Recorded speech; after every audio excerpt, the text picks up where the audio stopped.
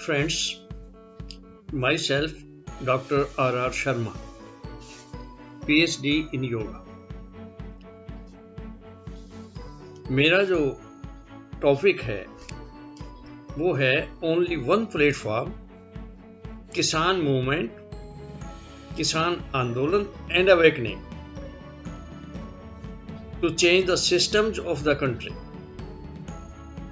एक ही प्लेटफॉर्म ये रहेगा किसानों का, जिसमें किसान भी, मजदूर भी, गरीब भी, बेरोजगार भी, नौजवान भी, गवर्नमेंट एम्प्लॉइज भी, प्राइवेट एम्प्लॉइज भी, मिडिल क्लास भी, छोटे दुकानदार भी, मिडिल क्लास व्यापारी भी, वकील भी, 18 साल से ऊपर स्टूडेंट्स भी, हिंदू भी, सिख भी, ईसाई भी, बौद्ध भी, जैनी भी, पास भी, सारे आ जाएंगे, सारे इसमें आ जाएंगे। सिर्फ इसमें जो बचेंगे वो कॉरपोरेट्स की लाइन के जो खून चूसते हैं लोगों का, और वो पॉलिटिकल लीडर्स बचेंगे जिनको 70 साल दिए थे, बिल्कुल धोखा देते रहे, कोई काम नहीं किया, और बाकी सब इसमें आ जाएंगे। फ्रेंड्स, आज मेरा बोलने का जो पॉइंट है वो है हम कहां थे और कहां पहुंच गए और अब कैसे उठें।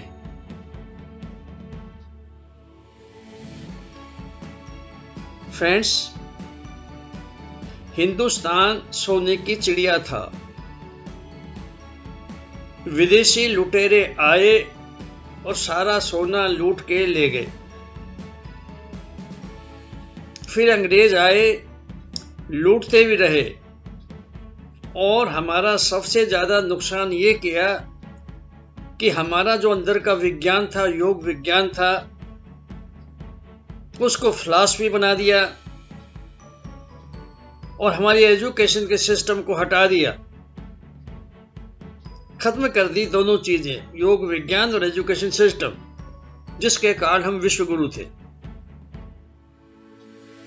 और फिर आजादी के बाद जो हमारे ये नेता है, पॉलिटिकल लीडर आए, इनको हमने 70 साल से ऊपर दे दिए, गवर्नमेंट हम बदलते रहे, लेकिन ये हमें धोखा ही देते रहे और यहां तक पहुंचा दिया भारत के लोगों को कि इनकी सोच ही खत्म हो गई, इनकी सोच ही बंद हो गई, खत्म हो गई, और एजुकेशन को यहां पहुंचा दिया कि सोच की जरूरत ना पड़े, बस यस और नो करो, जो गलत है उसे क्रॉस कर दो, जो ठीक है उसे राइट लगा दो। ये इम्तिहान यहां इंफॉर्मेशन में सोचना भी ना पड़े, बस फीस दे दो, सारे साल फीस देते रहो और घर बैठे रहो, चाहे इम्तिहान में जाओ तो एक ही काम करो, ये पेपर आए तो राइट लगा दो सबके, तो भी तुम 50% में पास हो जाओगे, और अगर क्रॉस लगाओ दोगे सब में, तो भी तुम 50% तक पास हो जाओगे, सोचने की जरूरत ही नहीं। और यहां पहुंचा दिया हिंदुस्तान, नकलें करना, झूठ बोलना, हर बुराई थी वो शिक्षा के जरिए ही आ गई, और हिंदुस्तान में ऐसी जगह पर आ गया कि हिंदुस्तान की सोच ही हिंदुस्तान के लोगों की खत्म कर दी। अब मर्जी जितना तुम पेट्रोल बढ़ाओ, पेट्रोल के दाम जो रेट है मर्जी जितने बढ़ा दो, मर्जी जितने डीजल के बढ़ा दो, अब कोई बोलेगा नहीं, क्योंकि सोच ही खत्म कर दी। अब खूब खून चूस लो सारी जनता का, खूब चूस लो। यहां पहुंचा दिया कि ये खून चूसते जाओ, ये तरसते रहेंगे, पर ये नहीं कहेंगे कि हमें तकलीफ हो रही है, हमारा खून क्यों चूस रहे हो, ये नहीं कहेंगे, ये क्यों सोच ही खत्म कर दी। अब जो है एक ही रास्ता रह गया है हिंदुस्तान को ठीक करने का, और वो रास्ता है हमें हिंदुस्तान के देश के सिस्टम्स बदलने होंगे, गवर्नमेंटें बदलने से काम नहीं चलेगा। हमें 70 साल हो गए गवर्नमेंटें बदलते हुए, वही आदमी बदल करके दूसरी पार्टी में जाकर वहां पहुंच जाते हैं। अब हमें सिस्टम्स बदलने पड़ेंगे, और सिस्टम्स भी बदलने के लिए ऐसे आदमी ऊपर भेजे पड़ेंगे जो ये काम कर सके। और वो धरती पुत्र जो धरती से जुड़े हुए हैं उनको ही भेजना पड़ेगा, उनको नहीं भेजना जो महलों से जुड़े हैं।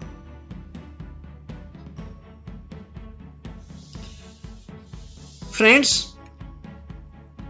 अब सवाल ये है कि हम कैसे उठें, कहां से शुरू करें, उठें कैसे।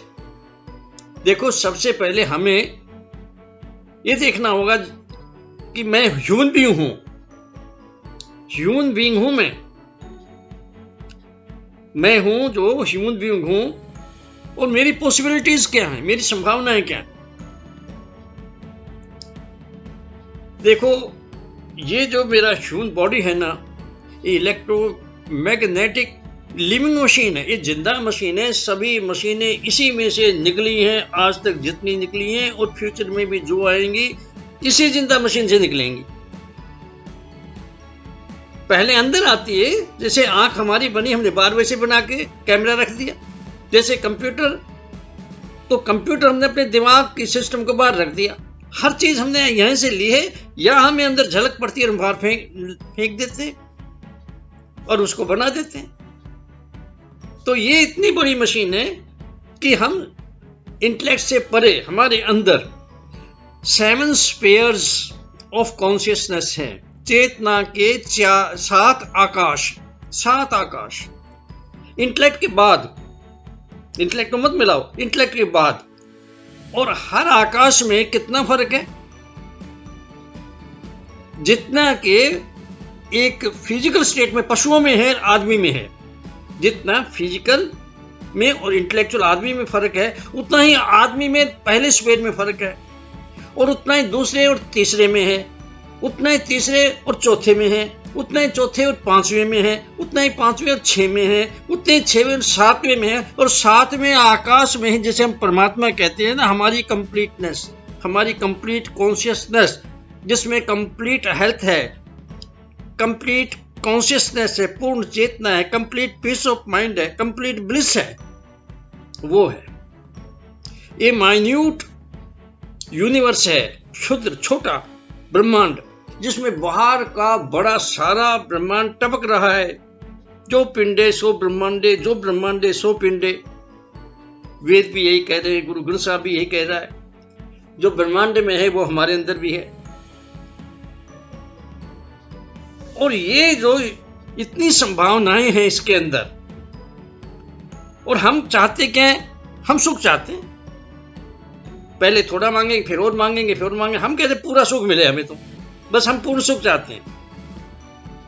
तो ये संभावनाएं इसके अंदर बहुत है। अभी तो इंटेलेक्चुअल, अकेले इंटेलेक्चुअल होने के कारण देखो हम सारी दुनिया पर राज कर रहे हैं। सब हमारे नीचे हैं, पशु जीव जंतु सारे। अरे इससे ऊपर तो 7 कैटेगरीज और पड़ी हैं। अब ऊपर जाने की सोचो। हायर स्पेयर्स ऑफ कॉन्शियसनेस में, चेतना के उच्च स्तरों पर जो 7 आगे हैं, उन पर जाने की सोचो। हम बोलने के आम भाषा में भी कह देते हैं, किसी को गुस्सा आया तो हम कहेंगे ये 7वें आकाश में है। हमारी कॉन्शियसनेस की लास्ट स्टेज वही है। तो सवाल ये है कि संभावनाएं तो ये हैं और हम सुख चाहते हैं। तो सुख कहां से मिलेगा भाई? सुख मिलेगा प्रकृति से। यहां फर्ज करो मैं हूं तो यहां प्रकृति आ गई। जहां मैं ह्यूमन बीइंग हूं ना, तो यहां प्रकृति इटरनल, सदा से है, ऑल परवेडिंग, सब जगह है, यूनिवर्सल, सब जगह उसका राज चलता है, उसके नियम चलते हैं, प्रिंसिपल चलते हैं। उसमें 2 तरह के यूनिवर्सल प्रिंसिपल्स हैं। नेगेटिव यूनिवर्सल प्रिंसिपल्स भी हैं और पॉजिटिव यूनिवर्सल प्रिंसिपल्स भी हैं। और नेगेटिव 2 प्रोसेस भी इसमें, नेगेटिव यूनिवर्सल प्रोसेस और पॉजिटिव यूनिवर्सल प्रोसेस। ये सारा कुछ चल रहा है प्रकृति से, चल रहा है सारा कुछ। परमात्मा का तो हेड के तौर पर मान लिया, बस कर यही रहा है, वो तो प्रेसिडेंट के तौर पर मान लिया बस। और वो भी हमारे अंदर है, हमारी कंप्लीटनेस है। ये सब कुछ प्रकृति कर रही है। तो प्रकृति के जो है ना प्रिंसिपल्स, वो तो कितने ही हजारों लाखों हैं, लेकिन नेगेटिव की एक ही मुख्य शाखा है और उसे कहते हैं वायलेंस, हिंसा। और उसके भी फिर 5 सब शाखाएं हैं, उप ब्रांचेज है, छोटी ब्रांचेज। ये ध्यान से सुन लो। किसी को तकलीफ मत दो, दुख ना दो किसी को, झूठ ना बोलो, चोरी ना करो, अपनी एनर्जी मिसयूज भी ना करो और वेस्ट भी ना, बर्बाद भी ना करो। और जिस चीज पर हमारा अधिकार नहीं, राइट नहीं ना, वो चीज मत लो। रिश्वत मत लो किसी से भी। जरूरत से ज्यादा जो हम चीजें इकट्ठी कर लेते हैं, मेरा राइट नहीं है, वो हम गलत कर रहे हैं। क्योंकि हम इकट्ठी कर लेंगे सभी चीजें तो महंगाई बढ़ जाएगी, तो लोग भूखे मरेंगे, वो तो हम पाप कर रहे हैं फिर। तो ज्यादा से जरूरत की से ज्यादा चीजें भी अपने पास मत इकट्ठे। ये 5 ही सारी चीजें, सिर्फ 5, इनको पकड़ लो। ये सब इन पर अगर चलोगे ना तो नेगेटिव चीज कोई लागू नहीं होगी। क्यों कि नेगेटिव अगर लागू होगी तो हम किधर जाएंगे? अगर नेगेटिव लागू हो गई तो हम इरिटेशन की तरफ जाएंगे, टेंशन की तरफ जाएंगे, हम डिसीज की तरफ जाएंगे, डिजीज की तरफ जाएंगे, डिके की तरफ जाएंगे, डिस्ट्रक्शन की तरफ जाएंगे, डेथ की तरफ जाएंगे। अगर नेगेटिव होगी तो इन 5 पर चलो, नेगेटिव लागू ही नहीं होगी, हजारों लाखों हो, लागू ही नहीं होंगी। तो नेगेटिव को रोक लेंगे तो एनर्जी बचेगी कि नहीं? शक्ति बचेगी ना, जो वेस्ट हो रही थी इनमें, वो उनको इधर पॉजिटिव में लगा दो। और पॉजिटिव का मुख्य जो है ना वो एक ही है, चाहे इसके 5 है, उसको एक ही समझ लो। और वो है खालिश करना, प्योर करना, साफ करना। अपने बॉडी और मन को, मन और बॉडी दोनों को पूरी तरह साफ करो, प्योर करो, खालिश करो। यानी यहां शक्ति जो बचाई है गलत कामों से रोक करके, उसको यहां लगाओ। बस ये है यूनिवर्सल मोरल कंडक्ट्स। ये यूनिवर्सल मोरल कंडक्ट्स हैं। और तीसरी तरफ जो है मैं था, नेचर आ गई, यूनिवर्सल मोरल कंडक्ट जिसमें है। ये टूटेंगे ना यूनिवर्सल मोरल कंडक्ट तो दुख आएगा, लागू हो गए तो सुख आएगा। तो मत तोड़ो, तुम्हारे हाथ में है। अब है इसका रास्ता भी है। यह ये रास्ता है योगा साइंस, योग विज्ञान, अंदर का विज्ञान, प्योरिफिकेटिव साइंस ऑफ पर्सनालिटी। मन और यानी अंतःकरण को, साइकी को, मन बुद्धि अहंकार चित्त सब आ जाते हैं साइकी में, अंतःकरण में। और ये शरीर सबको प्योर कर सकता है। ये प्योरिफिकेटिव प्रोसेस इसमें है योगा साइंस में। वो प्रकृति जो है इसके यम नियमों को पकड़कर आगे ले जाते हैं। तो आसन आ गया तो यम नियम के साथ आसन, यानी यूनिवर्सल मोरल कंडक्ट्स के साथ आसन पकड़ लिए। सीमा खत्म हुई आसन की तो प्राणायाम पकड़ ली। तो यम यूनिवर्सल मोरल कंडक्ट के साथ यम नियम पकड़ लिए। उसकी सीमा खत्म हुई तो प्रत्याहार पकड़ लिया। तो यूनिवर्सल मोरल कंडक्ट के साथ प्रत्याहार पकड़ लिया। और वो जब उसकी सीमा खत्म हुई तो धारणा पकड़ ली। तो यूनिवर्सल मोरल कंडक्ट का धारणा पकड़ के आगे चल पड़े। जब उसकी सीमा खत्म हुई तो हमने यूनिवर्सल मोरल कंडक्ट के साथ ध्यान पकड़ लिया। और उस ध्यान की सीमा भी, इनकी सबकी सीमाएं हैं, तो उसकी भी खत्म हुई। तो हम यूनिवर्सल मोरल कंडक्ट्स जिन्हें यम नियम कहते हैं उनके साथ हमने समाधि पकड़ ली। समाधि को पकड़कर यम नियमों के साथ हम आगे गए और कंप्लीट कॉन्शियसनेस हमारी कंप्लीटनेस के पास पहुंच गए। तो याद रखना, ले जाने वाली यही थी, टूटे नहीं कहीं, ये रास्ते में जाए। हर चीज बदलती गई, यम नियम यूनिवर्सल मोरल कंडक्ट्स नहीं बदले, वो वहां तक गए, क्योंकि उसके बगैर हम जा नहीं सकते। आसन रास्ते में रह जाएंगे, प्राणायाम रास्ते में रह जाएगी, प्रत्याहार रास्ते में रह जाएगा, धारणा रास्ते में रह जाएगी, ध्यान रास्ते में रह जाएगा, समाधि रास्ते में रह जाएगी। समाधि की लास्ट स्टेज हमें वहां पहुंचा देगी। पर ये साथ साथ जा रहे होंगे तो ये जहां रुक जाएंगे, आगे नहीं जा सकते। इनके बगैर तो हम प्रवेश ही नहीं कर सकते योग की फील्ड में। तो अब ये है, योग जो है यही नहीं करता, 7 स्फीयर्स जो हमारे अंदर हैं, 7 स्फीयर्स ऑफ कॉन्शियसनेस, चेतना के हमारे 7 स्फीयर्स हैं, उनमें से हमें निकाल करके ले जाता है। ये जो मैं ले जाने का बताया था कैसे ले जाते, इनमें स्फीयर्स 7 बदले जाएंगे। इंटेलेक्ट जो है इसकी अवस्था के बाद 7 अवस्थाएं और आएंगी। आदमी तो अभी 1% जी रहा है, 99% तो हम सोए पड़े अंदर से, हमारे सेंटर सोए पड़े, इसमें है तो सब कुछ, हम जगा ही नहीं रहे। सिर्फ आदमी के जागे हैं इंटेलेक्चुअल स्टेट, बाकी हमारे से नीचे जितने जीव जंतु हैं वो सब सोए पड़े हैं, उनका तो इंटेलेक्ट भी नहीं जागी। तो रास्ता है। अब मैं ये पूछता हूं, तुम ये बताओ, यहां तो ह्यूमन बीइंग है, आदमी का खुद है, उसका शरीर आ गया, यहां प्रकृति है, और इधर जो है योगा साइंस है। अब मुझे बताओ भाई, तुम किधर जाना चाहोगे? प्रकृति के यूनिवर्सल मोरल कंडक्ट्स की तरफ या योग विज्ञान की तरफ? जाना तो तुम नहीं है ना। अच्छा, तो तुम समझते हो कि हम तो इधर जाएंगे प्रकृति के यूनिवर्सल मोरल कंडक्ट्स की तरफ, तो तुम नहीं जा सकते। तो फिर अब तुम कहते हो तो हम इधर चले जाते हैं, जहां योगा साइंस है हम उधर चले जाएंगे। आप इधर भी नहीं जा सकते। अरे भाई, ना तो इधर जा सकते हैं ना इधर जा सकते हैं, तो फिर हम क्या करेंगे?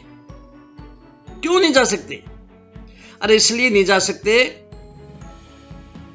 कि वहां पर पहुंचे हुए हैं हम हिंदुस्तान में, कि हमारी जो सोच है ना, पहली सोच ही गलत है। पहली सोच गलत है, पहला डिसीजन गलत है, हर चीज का ही, हर क्षण ये चीज चल रही है और इलेक्ट्रिक स्पीड से चल रही है। हर सोच गलत है, हर डिसीजन गलत है और हर स्टेप गलत है, उसकी हर स्टेप की डायरेक्शन ही गलत है। कैसे? सोच इसलिए गलत है कि हम सोचते हैं मैं सुखी रहूं। अरे भाई, तूने तो ये मांग लिया, तुम्हें ये नहीं पता यूनिवर्सल जो प्रिंसिपल है प्रकृति मां का, यूनिवर्सल जो सदा से चला आ रहा है भाई, वो ये है कि तुम सुखी तब होगे जब दूसरों को सुखी करोगे। तो दूसरों को सुखी करो ना पहले, तो ये तो आ जाएगा। और अपना ही मांगोगे, करोगे नहीं, ये कभी भी नहीं हो सकोगे सुखी। हमारी सोच ही गलत है, हम गलत चीज को पकड़ लेते हैं। हम गलत चीज को पकड़ लेते हैं। जैसे मंदिरों में, गुरुद्वारों में जाएंगे, प्रार्थना करेंगे, परमात्मा हमारे रास्ते में कठिनाई मतलब ना काम कर देना। असल में हम कह रहे हैं, हे परमात्मा हमारा विकास मत कर देना। हम तो विकास अपना करना ही नहीं चाहते, हम ये कहते हैं असल में। तो सोच गलत है। दूसरा डिसीजन गलत है। जब मैं कहता हूं भाई तुम बताओ दोनों में से फर्स्ट प्रेफरेंस किसे दोगे? एक तो है पैसा और दूसरा है पीस ऑफ माइंड। तो आप तो लिस्ट लिख के मुझे दे दोगे कि हम तो इनको देंगे। अरे मैंने कहा भाई फर्स्ट प्रेफरेंस का मतलब एक बताओ ना। तुम तो 10 लिख लाए, और भी 20-25 लिख लोगे। फर्स्ट प्रेफरेंस बताओ किसको दोगे? तो आप उस लिस्ट को ठीक करके फिर आओगे, कहोगे हम तो देखो जी पैसा और पीस ऑफ माइंड, हम तो दोनों चाहते हैं। मैंने कहा भाई मैं पूछता हूं तुम जो है ना फर्स्ट प्रेफरेंस कौन सी दोगे ये बताओ ना। अभी बस में तो एक ही होते हैं, इनमें से बताओ ना असलियत में है क्या। फर्स्ट प्रेफरेंस तो उन्होंने पहले ही दी हुई है पैसे को, लेकिन बातों में करते हैं हम तो पीस ऑफ माइंड चाहते हैं। जहां चल रहे हैं वो पैसे की साइड ही है, वहां पीस ऑफ माइंड है भी नहीं। इन्होंने गलत चीज को पकड़ लिया। अब देखिए कैसे पकड़ा। ये 2 किश्ती हैं। एक किश्ती जो है उसमें सुराख है, वो समुद्र में जाएगी, पानी आएगा, डूब जाएंगे। वो पैसे वाली ही है, उसको लेकर चलेंगे तो रास्ते में डूब जाएंगे। उसमें तो सुख है ही नहीं। सुख अवस्था में होता है, ना कि साधनों में, पैसों में नहीं। भूख लगेगी ना तो रोटी खानी पड़ेगी, सोने की रोटी भी नहीं खा सकते। और दूसरी तरफ जो है वो है पीस ऑफ माइंड। पर इन्होंने या तो जहां डूबते हैं वहीं पैर रखा हुआ है, और या इन्होंने पैर रखा हुआ दोनों किश्तियों में रखा हुआ है। नहीं, हम तो दोनों चाहते हैं। भाई दोनों पर जिसने पैर रखा है ना वो बुरी तरह मरेगा। वो किश्तियां दोनों इकट्ठी नहीं रह सकती है। वो तड़फेगा, बीमार होगा, फिर बुरी तरह मरेगा वो, क्योंकि दोनों को पकड़ा बैठा है। तो पार तो एक से ही होना है। दोनों पैर एक एक में रख के कैसे पार कर लोगे? तो हमारी सोच ही गलत है, हमारा डिसीजन भी गलत है, और हमारा स्टेप भी गलत है।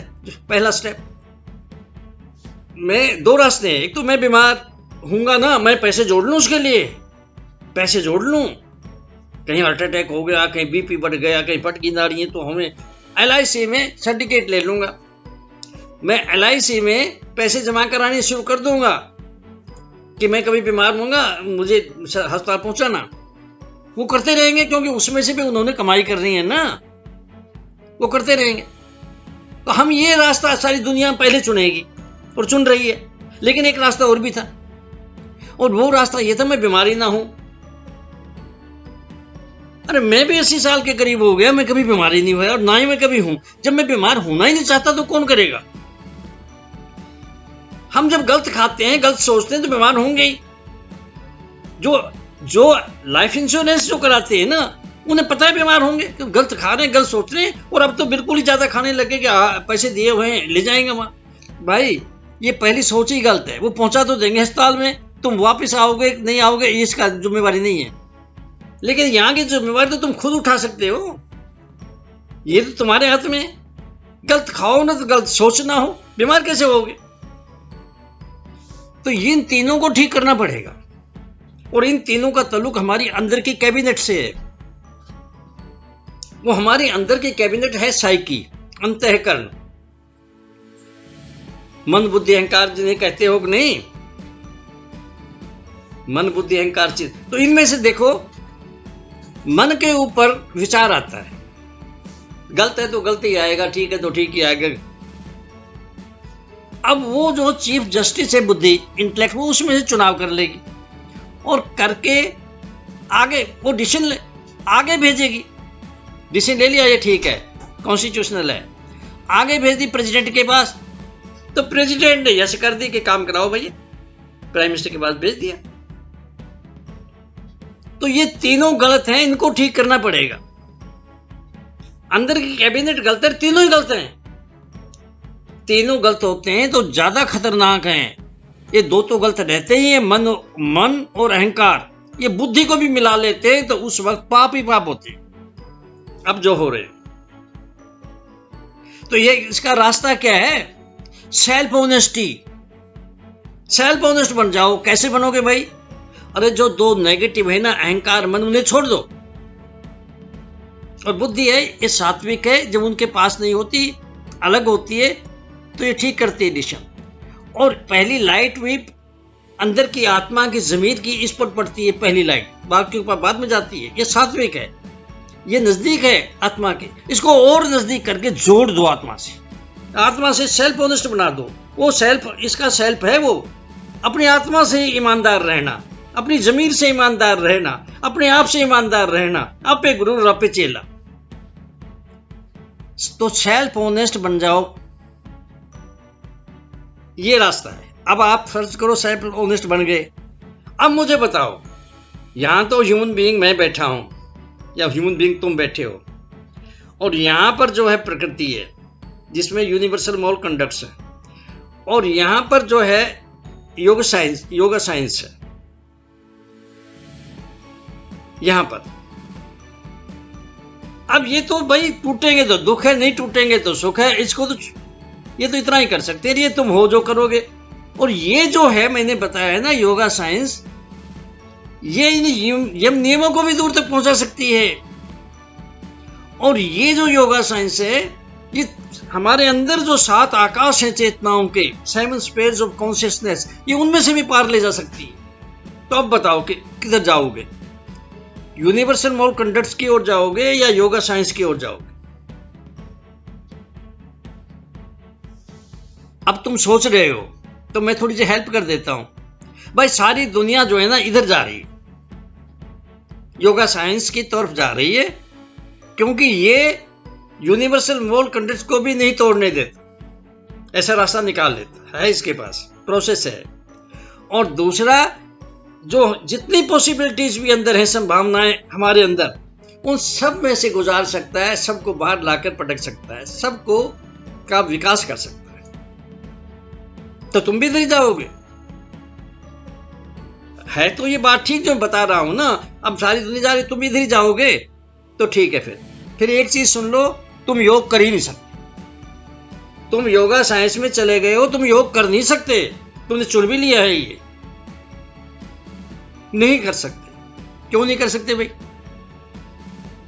अरे भाई कर क्यों नहीं सकते? तो कर रहे हैं सर। आप कैसे कह रहे नहीं कि तो कर रहे हैं? हाँ कर तो रहे हैं आप आसन कर रहे हैं, आप प्राणायाम कर रहे हैं, आप षटकर्म कर रहे हैं, नेति धोती नौली घुमा रहे हैं पेटों को, ये सब कर रहे हैं आप। उद्यान बंद, ये सारे बंद भी कर रहे हैं, प्रत्याहार भी कर रहे हैं, मेडिटेशन कर रहे हैं, ध्यान। और आपने तो बताया था कि आधा घंटा तक रोज आप समाधि भी लगा लेते हैं। कईयों ने मुझे बताया समाधि लगा लेते हैं आधा घंटा। तो आज पता लगेगा ना क्या कर रहे हो। तो आप कर रहे हैं ना? हाँ सर हम कर तो रहे हैं। अरे भाई ये योग है ही नहीं। कर तो रहे हो, योग के नाम पर भी कर रहे हो, और योग के नाम भी इनके ऊपर हैं, पर आप योग कर ही नहीं रहे। कैसे नहीं कर रहे सर? हम तो कर रहे हैं। बाबा रामदेव हमें करा रहा है, श्री रविशंकर करा रहे हैं, मोदी करा रहे हैं, हम तो कर रहे हैं। नहीं, देखो योग होता है योगिक एटीट्यूड से, और योगिक एटीट्यूड बनता है यम नियमों को डे टू डे लाइफ में प्रैक्टिकल रूप में लागू करने से। जब इनको छोड़ दिया, प्रकृति के यूनिवर्सल मोड कंडक्ट्स को छोड़ दिया, योग तो कर रहे, इनको तो छोड़ दिया, इसके बगैर ही तुम आसन कर रहे हो, इसके बगैर ही तुम प्राणायाम कर रहे हो, इसके बगैर ही षटकर्म करो, नेति धोती ये वो सब कुछ कर रहे हो, इसके बगैर ही तुम मेडिटेशन कह रहे हो। हालांकि वो योगिक मेडिटेशन नहीं है, इंटेलेक्चुअल कंसंट्रेशन है वो। योगिक मेडिटेशन तो होती है, की नहीं जाती, तुम कर रहे हो। और इसी तरह आसन तुम कर रहे हो, वो इस तरह नहीं किए जाते। और ध्यान, अरे ध्यान क्या होगा? ध्यान की बैकग्राउंड भी आधा घंटा सांस रुका रहे तब होती है, पूरी वहां तक जाती है। और ध्यान तो 6 घंटे तक सांस रुका रहता है। और इसके बाद समाधि की बारी आती है, जिसमें 54 घंटे 54 आवर्स सांस रुका रहे। आप आधा घंटा समाधि लगा लेते हैं। 72 घंटे में मैच्योर होती है, आप तो आधा घंटा में सब कुछ कर लेते हैं। आप कर नहीं रहे, क्योंकि योग जो है योगिक एटीट्यूड से होता है। तो भाई योगिक एटीट्यूड तो ये जो यूनिवर्सल मोरल कंडक्ट्स है जो मैंने गिनाए हैं ना, किसी को तंग ना करो, झूठ ना बोलो, चोरी ना करो, एनर्जी मिसयूज भी ना करो, वेस्ट भी ना करो, जिस चीज पर अधिकार नहीं वो मत लो, स्टोर भी मत करो चीजों को, रिश्वत भी मत लो। और इन पर चलने से एटीट्यूड बनता है योग का। इन पर नहीं चलोगे, योग का एटीट्यूड ही नहीं बनता। जब एटीट्यूड ही नहीं, इन पर चलते नहीं, एटीट्यूड बनाने, तो योग कहां से कर रहे हो भाई? योग में तो एंटर भी नहीं कर सकते, कहां से हो जाएगा योग? योग हो कहां से जाएगा? अरे जो यम नियम, जो यूनिवर्सल मोरल कंडक्ट्स जो मैंने अब गिनाए हैं ना, वो नींव है योग की, बेस है नींव। और सारा योग की बिल्डिंग, सारी के सारी जितनी स्टोरीज है, इसकी इमारतें ऊपर इसके ऊपर खड़ी हुई हैं। नींव जब बनाते हैं ना, तो मिस्त्री वहां पर पहले उसे अच्छी तरह कूटता है, बढ़िया बनाता है नींव को। नींव को पहले बढ़िया बनाओ ना, इसको तो पकड़ भी नहीं रहे। फिर इसके ऊपर लगा करके एक बड़ा धागा, एक ईंट लगाता है, मापता है लट्टू यंत्र से कि ये बिल्कुल ठीक होनी चाहिए, कहीं ये ना हो नींव के ऊपर वजन ही ना पड़े। और ऐसे करते करते सारी एक ईंट को मापता हुआ सारे 8 मंजिल बना देगा ये। लेकिन अगर इधर उधर हो गया वजन कोई नींव से इधर उधर, तो गिर जाएंगे वो सारे, वो ही बचेंगे जहां पर है नींव के ऊपर जो वजन है। जितनी भी मंजिलें हैं, इन सब की ईंटों का, हर एक ईंट का बेस जो है और वजन जो है वो नींव पर आ रहा है। और वो नींव ये है जो 5 जिनको तुम छोड़ के कर रहे हो। और यही जो है ना 5, यही आखिरी मंजिल है योग का। तो सारा योग विज्ञान का पर्पज ही एक है, इनको पकड़े और इनको ले जाएं। आसन बीच में आएंगे, प्राणायाम बीच में आएंगे, लेकिन ये चलते रहेंगे। यूनिवर्सल मोरल कंडक्ट्स धारणा ध्यान समाधि में से निकालते हुए कंप्लीट कॉन्शियसनेस परमात्मा तक इन्हें ले जाना पड़ता है। इनको तो छोड़ दिया, कहां जा रहे हो? कहां हो रहा है योग? अरे ये जो है ना, एक दूसरे की हेल्प करते हैं, ये जितने भी अंग हैं इसके, तो इनको ही जो बेस कहता हूं वो यमने में ही है। यूनिवर्सल मोरल कंडक्ट्स मैंने नाम दिए इनको, यूनिवर्सल में है ये कंडक्ट, से लिए अच्छे और बुरे हमने बांट दिया उनको। तो पहले दो को तो छोड़ दिया, दो मंजिलों को, बाकी मंजिलें कहां से बना लिया आप लोगों ने? अरे ये नियम था, इनको ही लास्ट तक ले जाना था। सारा योग का पर्पज ही ये था, इनको इंप्लीमेंट करते हुए डे टू डे लाइफ में इंप्लीमेंट करते हुए, ऊपर से पकड़ के नहीं, दिन प्रतिदिन की जिंदगी में प्रैक्टिकल रूप में लागू करते हुए ही इन्हें लास्ट तक ले जाना है। इस सब में से निकाल कर आसन प्राणायाम प्रत्याहार धारणा ध्यान सब में से निकालते हुए अपनी अपनी फील्ड में रुक जाएंगे। जैसे पहली पौड़ी है वो वहीं रहेगी, और दूसरी पर आ जाएंगे, तो दूसरी वहीं रहेगी, तीसरी पर चले जाएंगे, एक दूसरे की हेल्प करके लास्ट तक पहुंचा देते हैं इनको ही। और मेयरिंग स्टैंडर्ड भी यही है। योग, ये तो सारा योग ही यही है। इसके लिए ही भक्ति योग है, इसके लिए ही कर्म योग है, इसके लिए ही ज्ञान योग है, इसके लिए ही हठ योग है, इसके लिए ही मंत्र योग है, इसके लिए लय योग है, इसके लिए राज योग। अरे इसी के लिए है इन यम नियमों को। और ये हो जाए तो सारी दुनिया सुखी हो जाएगी। 5 सारी चीजें, सारी दुनिया सुखी हो जाएगी। सभी धर्मों में भी ये, अध्यात्म सभी में ये। पर चलो ना भाई, इन्हें पकड़ो तो सही। चलो जिंदगी में लागू करने के लिए, पढ़ने के लिए नहीं, रटने के लिए नहीं। तो यही मेयरिंग स्टैंडर्ड है, मापने का दंड, ये यूनिवर्सल मोरल कंडक्ट्स। अगर पहले बहुत कोशिश से ये लागू करना पड़ता है, क्योंकि ना तो हाथ चाहते, ना पैर चाहते, ना आंख चाहते, ना कान चाहते, और ना ही हमारा मन चाहता, ना अहंकार चाहता, ना बुद्धि चाहती। कोई भी नहीं चाहता कि ये लागू करें, कोई भी नहीं कर चाहता। कंफर्ट जोन में रह रहे हैं सारे के सारे ये। तो इनको मेजरिंग स्टैंडर्ड है, बहुत कोशिश से करोगे पहले पहले शुरू में, जब तक आप अपने अंदर नहीं गए बहुत कोशिश करनी पड़ती है। कई साल लगते हैं, महीनों का हिसाब नहीं है। और अंदर चले गए फिर ये आसानी से लागू होने शुरू हो जाते, फिर मुश्किल नहीं, फिर आसानी से होंगे। और आखिर में जब हम समाधि में पहुंच जाते हैं ना, तो उसमें तो ये अपने आप ही लागू होने शुरू हो जाते, टूटते ही नहीं हमसे। हम उस अवस्था में पहुंचा देते हैं हमसे ना टूटे। तो सारा योग तो इनके लिए है। आप इनको छोड़ दिया और योग कर रहे हो। तो भाई ऐसा योग कोई भी कराए, चाहे रामदेव कराए, चाहे रविशंकर जी कराएं, चाहे मोदी कराए, चाहे वो और कोई कराए, चाहे हिंदुस्तान में, चाहे वो योग है ही नहीं। इनको छोड़ के योग कैसे हो जाएगा? नीम को छोड़ करके, आखिरी मंजिल इसकी है उसको छोड़ करके, मेयरिंग स्टैंडर्ड है उसको छोड़ करके। अगर तुम इनके ऊपर नहीं चले ना डे टू डे लाइफ में, यूनिवर्सल मोरल कंडक्ट्स के ऊपर ये 5 मैंने कराए बताए हैं, तो भाई फिर तुम योगिक वे को पकड़ ही नहीं सकते। इन पर चल करके ही पकड़ा जाता है, दूसरा रास्ता है ही नहीं कोई।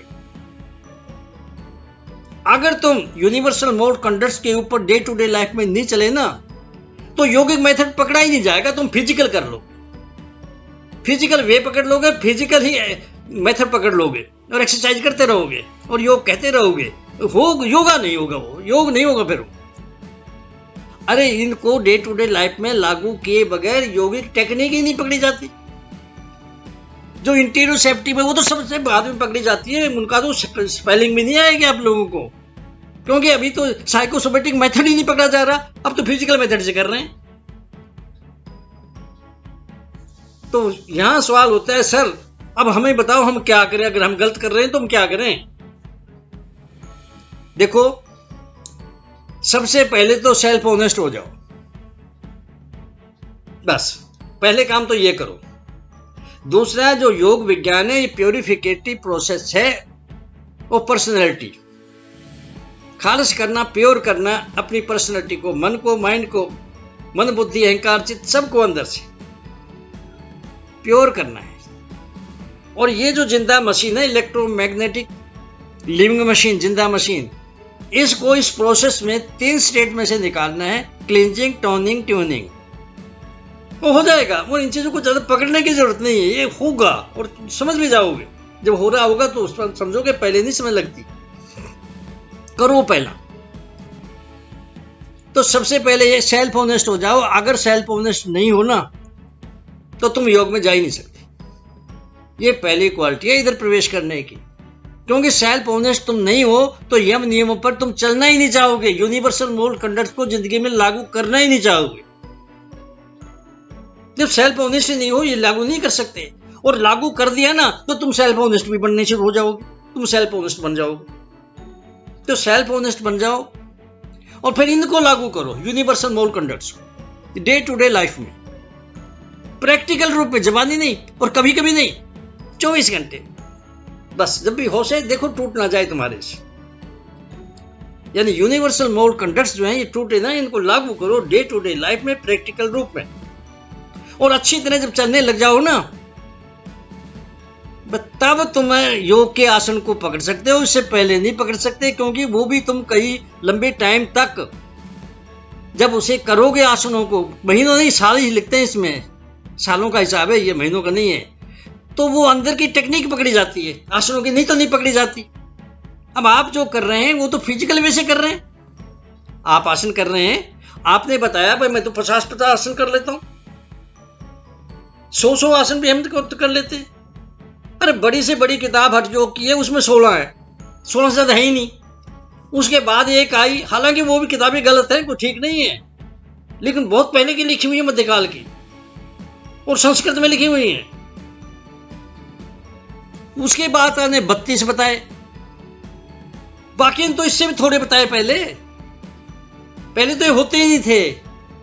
अरे ये धोती नीति बता, ये तो योग में ही नहीं थी, जरूरत ही नहीं। जब तुम यम नियम पर चल पड़ोगे, बीमारी नहीं होगी, फिर इनकी क्या जरूरत पड़ेगी।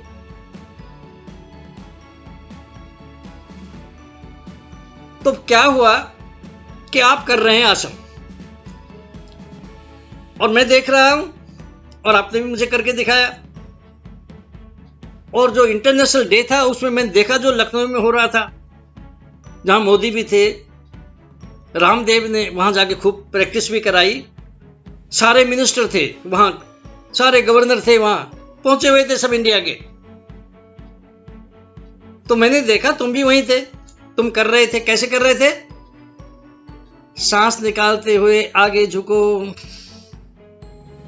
सांस लेते हुए सीधे हो जाओ, सांस छोड़ते हुए पीछे झुको, सांस लेते हुए सीधे हो जाओ, सांस लेते हुए बाएं झुको, सांस लेते हुए दाएं हो जाओ, सांस लेते हुए दाएं हो जाओ, सांस छोड़ते हुए दाएं हो जाओ और लेते हुए सीधे हो जाओ। इसको रिपीट करते रहो, और फिर चारों तरफ सामने से घूमो 2 बार, और 2 बार फिर दूसरी तरफ घूमो। अरे भाई ये आसन नहीं है, ये आसन नहीं है, ये तो फिजिकल एक्सरसाइज है। पहली बात तो ये है कि आप योग कर रहे हैं ना, तो यम नियम पर नहीं चल रहे तो आसन कहां से हो जाएंगे? अरे वो तो छोड़ दिया तो फिर आसन कैसे हो जाएंगे बताओ ना। अरे नींव नहीं तो ये पहली मंजिल कहां से आएगी? योगिक मेथड कैसे पकड़ा जाएगा? योगिक वे कैसे पकड़ा जाएगा? योगिक टेक्निक कैसे पकड़ी जाएगी? पकड़ ही नहीं सकते उन पर चले बगैर। ये आसन नहीं है, क्योंकि यम नियम को तो छोड़ दिया और फिर आप ये कर रहे हैं, तो ये तो पकड़ ही नहीं, एंट्री नहीं कर सकते, योग की फील्ड में एंट्री नहीं कर सकते। ये पहली शर्त है ना। अरे वैसे भी जो सबसे अच्छा शास्त्र है योग विज्ञान का, योगा साइंस ऑफ पतंजलि, उसमें सबसे पहले यम नियम लिखा, आसन पहले नहीं लिखा। आसन और प्राणायाम बाद में आते हैं सारे, तो उनको तो छोड़ दिया बेस को, आगे कैसे जाओगे?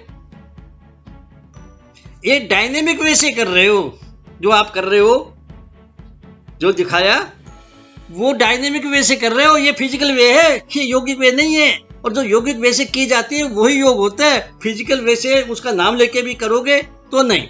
चाहे तुम फिजिकल एक्सरसाइज करो फिजिकल वे में, चाहे तुमको आसनों को फिजिकल वे में करो, वो फिजिकल एक्सरसाइज की नहीं जाएगी।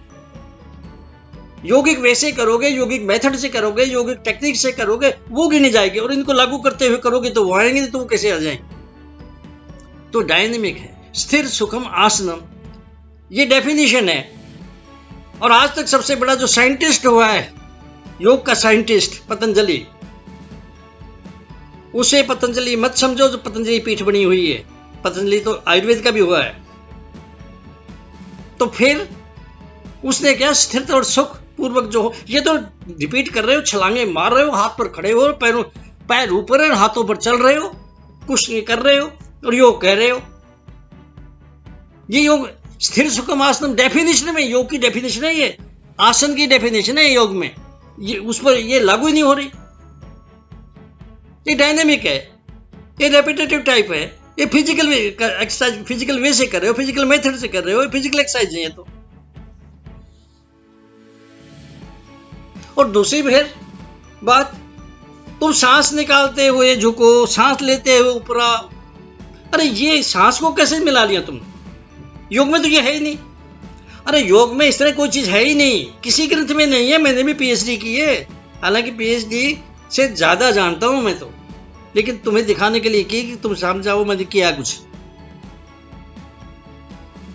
ये जो है ना, ये जो कुछ किया जा रहा है ये सारा का सारा फिजिकल है, सांस का कोई ताल्लुक नहीं है। सांस का कहां से आ गया? हम गुलाम हैं इसलिए आ गया। ये वेस्टर्न साइड से आया है। वेस्टर्न पश्चिम के लोग जो है ना, वो जो एक्सरसाइज करते हैं, हर स्टेप के साथ सांस को मिलाते हैं, या सांस छोड़ते हैं, सांस लेते हैं, वो सारा हम इन्हें इसके साथ मिला लिया। योग में तो ये है ही नहीं, योग में ये नहीं है। तो फिर आप कहते हैं योग कर रहे हो। इस सबको बेवकूफ बनाया जा रहा है। ये योग कहां हो रहा है? योग के नाम पर फिजिकल एक्सरसाइज चल रही है। और दूसरी बात यह है कि हमने तो अपने सिस्टम को ठीक करना है पहले। देखो, पहले तो हमने पकड़ा था ना यूनिवर्सल मोरल कंडक्ट्स, वो हमने इसको पकड़ना था। यहां हमारी कैबिनेट बैठी है, मन बुद्धि अहंकार और चित्त, तो उसके बाद हमने सिस्टम को पकड़ना था। अरे भाई, सिस्टम को ये एक्सरसाइज कैसे ठीक कर देंगे? आप लोगों को ये पता नहीं है कि फिजिकल एक्सरसाइजेज ऊपर ऊपर के मसल्स को ठीक करती हैं, और इनकी पहुंच सिस्टम तक है ही नहीं। अगर इनकी पहुंच सिस्टम तक होती ना, सिस्टम तक, तो जो सर्वे हुए हैं ना, जो ये जिम पे जाते हैं, ज्यादा एक्सरसाइजेज करते हैं, ये पहलवानी टाइप करते हैं, रेसलिंग करते हैं, ये जल्दी मरते हैं।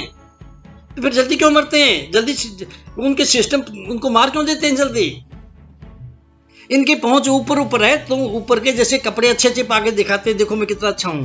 ये ऊपर के मसल्स को तो करते हैं, पर वो पैरासाइट्स बढ़ करके अंदर से खींचना शुरू कर देते हैं तुम्हारी वाइटल ऑर्गन्स का, जो जिंदा रखना चाहते हैं, जिसमें लंग्स हैं, हार्ट है, ब्रेन है, किडनी है, लिवर है, स्प्लीन है। इनका खून चूसना शुरू कर देते हैं, क्योंकि प्रकृति माँ ने इनको 5 गुना ज्यादा देती है इनको पावर, कि भाई ये वाइटल ऑर्गन है, ये खराब एक भी हो गया मर जाएगा आदमी। और हम ये एक्सरसाइज करके उनका खून चूसना शुरू कर देते हैं, क्योंकि पाल तो लेते हैं पैरासाइट्स, ये मसल तो बड़े कर लिए, खुराक उतनी देते नहीं, तो ये अंदर से खींचेंगे, इसीलिए वो जल्दी मरते हैं। तो सिस्टम ठीक होंगे तभी तो उम्र ज्यादा होगी, तभी तो स्वस्थ होगे। तो सिस्टम कैसे ठीक होंगे भाई? सिस्टम को तो आप बेहोश है तो भी चल रहे हैं कि नहीं? तुम्हारा हार्ट चल रहा है कि नहीं जब आप बेहोश है या नींद में पड़े हो? तुम्हारी सांस चल रही है कि नहीं? तुम्हारी डाइजेशन चल रही है कि नहीं? तुम्हारा नर्वस सिस्टम चल रहा है कि नहीं? तुम्हें रात को ही प्यास से उठा दिया जाता है, आप जाके पानी पी के फिर सो जाते हो, किसने इंफॉर्मेशन दी? नर्वस सिस्टम वर्क कर रहा है कि नहीं? इंडोक्राइन ग्लैंड्स काम कर रहे हैं कि नहीं? तो वो अनकॉन्शियस स्टेज में करे, तेरे हाथ में थोड़ी है, ये ऊपर से थोड़ी ये कर लोगे। और ये जो तुम करते हो तो कर रहे हो, तो ये नहीं पहुंच सकते वहां तक। स्ट्रक्चरल मसल्स हैं, वहां पहुंचना पड़ेगा। सिर्फ योगिक वे आसन, योगिक वे, योगिक टेक्निक, योगिक मेथड से पहुंच सकता है, दूसरा कोई रास्ता नहीं है। वहां क्या हो जाएगा? अरे जब हम उनको डील करते हैं ना, जो स्केलेटल मसल्स है, उनमें नीचे नर्व जो आके मिलती हैं उनसे, और वो जो अंदर ही हमारे नेगेटिव फोर्सेज जो माइंड है, जब वो हरकत करती है तो नर्व वहां से हरकत पहले शुरू होती है, वहां से उसको हम रोक देते हैं। अगर ठीक योगिक वे, योगिक मेथड, योगिक टेक्निक को पकड़ा, ठीक तरीके से योग यम नियम पर चलते हुए डे टू डे लाइफ में प्रैक्टिकल रूप में लागू करते हुए चले, तो हो जाएगा। इंस्टिंक्ट और इमोशन ये कंट्रोल होने शुरू हो जाएंगे, ये आसन कर देगा। पहले जो है हमने यहां इफेक्ट डाला ब्रेन के ऊपर, मन बुद्धि अहंकार चित्त के ऊपर इमोशनल नीड्स को घटा दिया, और उसमें कुछ हद तक मेटाबॉलिक नीड्स भी घटी। और अब जो हमने जब सिस्टम्स को पकड़ लिया, तो आसनों के जरिए हमने क्या, मेटाबॉलिक नीड्स जो थी और घटा दी, इमोशनल पहले ही घट गई। तो इस तरह स्ट्रक्चर, सबस्टेट और बिहेवियरल पैटर्न ही बदल जाएगा, क्योंकि neuromuscular glandular tonic rhythm ही अंदर से हम बदल देते हैं इन आसनों के। तुम करते हो उस तरह आसनों के जरिए नहीं, चाहे वो बाबा रामदेव करा रहा हो, चाहे रविशंकर करा रहा हो, चाहे मोदी, चाहे कोई भी करा रहा हो, वो गलत करा रहा है तो उससे नहीं होगा ये चीज। तो भाई इनको लागू करना है तो ठीक तरीके से करोगे तो रिजल्ट भी तो आएगा, और बता देगा हाँ ठीक तरीके से हो रहे हो। क्या आएगा रिजल्ट भाई अगर तुम यम नियम पर ठीक चलते हुए फिर आसन ठीक करो योगिक वे, योगिक मेथड, योगिक टेक्निक से, तो क्या आएगा रिजल्ट? अरे तुम्हारे सांस अपने आप रुकने शुरू हो जाएंगे। सांस ही सबसे बड़ी रुकावट है अंदर जाने में। पानी में भी गोता लगाना है तो सांस रोक के लगाना पड़ता है, यहां रोकना नहीं पड़ता, यहां तो अपने आप रुके, यहां करना नहीं पड़ता। जैसे नींद अपने आप आती है, योग किया नहीं जाता, योग होता है। हम थोड़ी सी बैकग्राउंड बनाते हैं, जैसे सोना चाहते चले जाते हैं, आए नींद ना आए, आएगी तो अपनी मर्जी से बैकग्राउंड बना सकते हैं, सिर्फ वो हमारे हाथ में नहीं है। अगर अंदर से उथल पुथल चल रही तो कैसे नींद आ जाएगी? तो ये सिम्टम जो आएगा ना कभी कभी, all of a sudden at its own accord, अपने आप ही, अचानक और अपने आप, breath stops at its own accord, cessation of breath, सांस रुक जाते हैं for some time, moment to moment, कुछ देर क्षणों के लिए।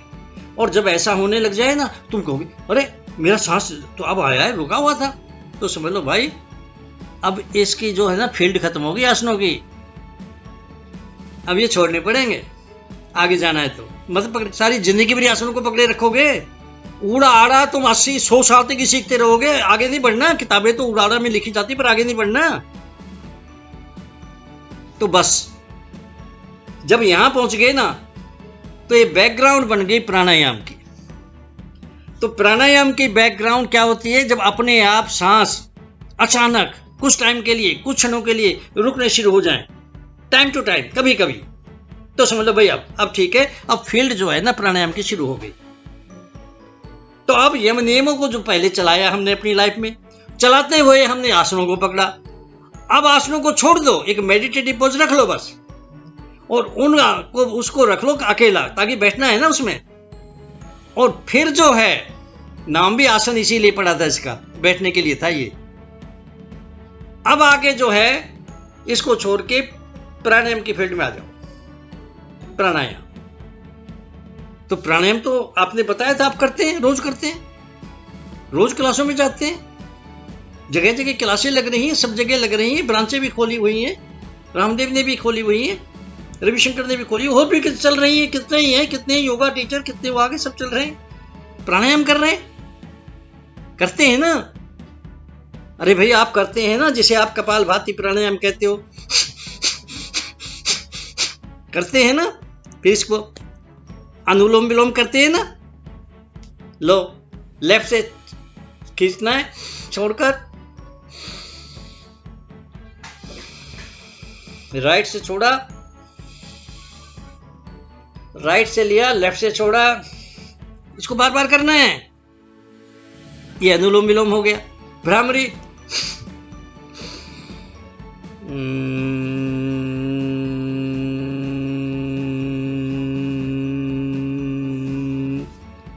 अरे भाई ऐसा ही करते हैं आप, शीतकारी कर लेते हैं, शीतली कर लिए, सूर्य भेदी कर लेते हैं, चंद्र भेदी कर लेते हैं, प्लावनी कर लेते हैं, मूर्छा कर लेते हैं, काकी कर लेते हैं ना, करते हैं ना।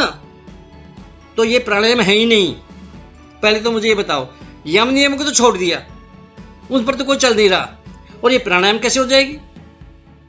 और प्राणायाम कैसे हो जाएगी जब उन पर ही नहीं चले, आसन ही नहीं होगा, और आसन नहीं हुआ, बैकग्राउंड ही प्राणायाम की नहीं बनी, तो तुम कैसे कर लोगे प्राणायाम? बैकग्राउंड बनेगी तभी तो करते हैं, और बैकग्राउंड तब होती है जब सांस अपने आप रुकने शुरू हो जाए। रोक के ना जाए, ऐसे पकड़ के ना बैठ जाओ और कोशिश करो, नहीं, ये तरीका नहीं है। अपने आप रुके। देखो प्राणायाम का जो अर्थ है ना, वो प्राणायाम शब्द में ही है। वैसे ही जैसे हम विद्यालय का अर्थ विद्यालय शब्द में है। अब विद्यालय का क्या मतलब है? विद्या का आलय माने घर, विद्या का घर। तो जो विद्यालय होगा, स्कूल होगा, कॉलेज होगा, यूनिवर्सिटी होगी, लिखा होता ना विद्यालय, महाविद्यालय, विश्वविद्यालय या विद्यालय, लिखा होता है ना। लेकिन उस विद्यालय के अंदर शवों को जलाया जा रहा है, शव जले रहे हैं, और यही हो रहा है काम। और यहां टका हुआ विद्यालय, तो ये शमशान घाट है या विद्यालय है? हाँ ठीक कहते हो, ये विद्यालय नहीं है, इसको हटा दो, ये टैग को हटा दो, बोर्ड को हटा दो और ये शमशान घाट लिखो। क्यों बदनाम कर रहे हो विद्यालय को? बस वही हो रहा है। कर रहे हो फिजिकल एक्सरसाइजेज, ये फिजिकल एक्सरसाइज कर रहे हो, फिजिकल ब्रीदिंग एक्सरसाइजेज है, फिजिकली ये ब्रीदिंग फिजिकल एक्सरसाइजेज है, और कह रहे हो योग। तो पहले तो ये करो कि इसको हटाओ, टैग जो लिखा है ना योगा योगशाला, इसको हटा दो, इसको हटा के इसकी जगह लिख दो फिजिकल एक्सरसाइजेज का अड्डा। क्यों करा तो रहे हो ना, जब वो करा रहे हो तो लिखो ना। वो क्यों बदनाम करते हो योग को? योग को क्यों बदनाम करते हो? देखो होता क्या है कि आप जो है लंबे लंबे सांस ले रहे हैं, छोड़ रहे हैं। हमारे दिमाग में गुलामी भरी हुई है। ये वेस्टर्न साइड से आया है, ये वेस्टर्न साइड से ही आया है। क्यों? वो ऑक्सीजन वैल्यू को ज्यादा इंपॉर्टेंस देते हैं, और ब्रीदिंग कर लंबे डीप और प्रोलॉन्ग्ड ब्रीदिंग करेंगे, डीप और प्रोलॉन्ग ब्रीदिंग करेंगे, बार बार करेंगे। वो हम यहां कर रहे हैं। ये तो सांस लेने तरीके का है, सांस लेने छोड़ने का एक तरीका है, फिजिकल सांस, प्राणायाम नहीं है ये, फिजिकल सांस का तरीका है ये तो। और जो वो ऑक्सीजन के लिए करते हैं, हम उसकी नकल कर रहे हैं। अरे भाई वो ऑक्सीजन के लिए करते हैं, लेकिन हम तो विश्वगुरु थे, हमारी तो अपनी थ्योरी थी, अपनी साइंस थी। हमारे यहां योग के अंदर ऑक्सीजन की वैल्यू नहीं है, ऑक्सीजन की वैल्यू का इंपॉर्टेंस नहीं है। क्यों नहीं है? क्योंकि योग तो उस जगह पहुंचाना चाहता है, उस अवस्था में जहां ऑक्सीजन की जरूरत ही ना हो। अरे जहां सांस रुक जाएंगे तो ऑक्सीजन की कहां जरूरत पड़ेगी? उस अवस्था में पहुंचाना चाहता है, उसी में पहुंचाता है। तो हमारी साइंस तुम नकल करके इसको कर रहे हो और इसे कह रहे हो कि ये प्राणायाम नहीं, ये फिजिकल ब्रीदिंग का वे है। नाम आपने पकड़ लिया योग की एक चीज और उसको ब्रीदिंग वैसे ही कर रहे हो जैसे फिजिकल वो करते हैं। ये प्राणायाम नहीं है। प्राणायाम का जो है ना अर्थ इसी के अंदर देखो, जैसे विद्यालय का था प्राणायाम, प्राण ब्रीदिंग, सांस का आना जाना, इसको प्राण कहते हैं। आयाम माने सेसेशन, आयाम रुक जाना, प्राणों का जो रुक जाना उसी प्राणायाम कहते हैं। तुम तो भाई सांस ले रहे हो छोड़ रहे हो, तुम तो ले रहे हो छोड़ रहे हो, और वो भी कोशिश करके रोक रहे हो, उसे रोक रहे हो। अरे किया नहीं जाता, होता है योग में तो सब कुछ। आसन भी होते हैं, प्राणायाम भी होती है, जैसे नींद आती है लेते नहीं आती है। हम तो सिर्फ बैकग्राउंड बना सकते हैं, और बैकग्राउंड बनाते ही तो जा रहे हैं। जब अपने आप सांस रुकने शुरू हो गए तो बैकग्राउंड प्राणायाम की बड़ी थी, तभी तो हम आगे बढ़ रहे हैं प्राणायाम में। तस्मिन् सति श्वास प्रश्वास योग गति विच्छेदे प्राणायाम है। ये सबसे बड़े साइंटिस्ट जो अंदर का था, जिन्हें योग शास्त्र लिखा, उसे ये लिखा है, ये डेफिनेशन है। जब अपने आप सांस का रुकने शुरू हो गए थे आसनों में ना, उसके बाद फिर ये, क्योंकि इसको परमानेंट रोकना है, अपने आप रुक जाए परमानेंट, उस अवस्था में पहुंचाना है, तो इसे कहते हैं प्राणायाम। श्वास प्रश्वास गति विच्छेदे, सांस का आना लेना, इनके तोड़ दो गति को, रोक ले, दोनों रुके रहे, हिले ही ना। असल में ये जो इसकी टेक्निक गीता में एक हिंट है, सिर्फ भगवान कृष्ण ने एक हिंट दिया है, टेक्निक वहां भी सिखाई नहीं जाती, ट्रांसफर की जाती है। जब वो प्रैक्टिस करता है वह पास होता है। तो वहां बताया उसमें, प्राणों को अपान में हवन कर दो और अपान को प्राणों में हवन कर दो। लेकिन कैसे करें वो नहीं, वो तो भाई उनके पास जाना होगा जो जानता है।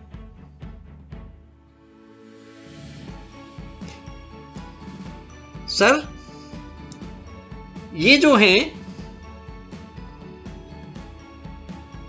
बाबा रामदेव हैं, श्री श्री रविशंकर, लाखों आदमी हैं इनके पास, कई लाखों आदमी इनके शिष्य हैं, इनके फॉलोवर्स हैं। आपके पास तो 5 भी नहीं है। हाँ भाई, ये तुम बिल्कुल ठीक करते हो, मेरे पास तो 5 भी नहीं है। अब जाके कहीं 2 साल से एक मिला है, पता नहीं वो रहेगा नहीं रहेगा, कब तक रहेगा। हम तो देखते हैं, कोई जबरदस्ती तो बैठाते नहीं। पर हमारे पास, मेरे पास तो 5 भी नहीं है, मिलते ही नहीं, कहां से लूं, मिलते ही नहीं। महात्मा बुद्ध को 5 भी नहीं मिले थे। अब वो सारा कुछ तो जान गया, किसे बताए, 5 भी नहीं मिले थे। फिर उसने ये सोचा, अरे आखिर में मेरे साथ जो रहे थे, वो जो 5 थे ना, वो छोड़ के चाहे चले गए मुझे, लेकिन वो मेरे साथ लास्ट तक तो आए थे, चलो उन्हें ही पकड़ो।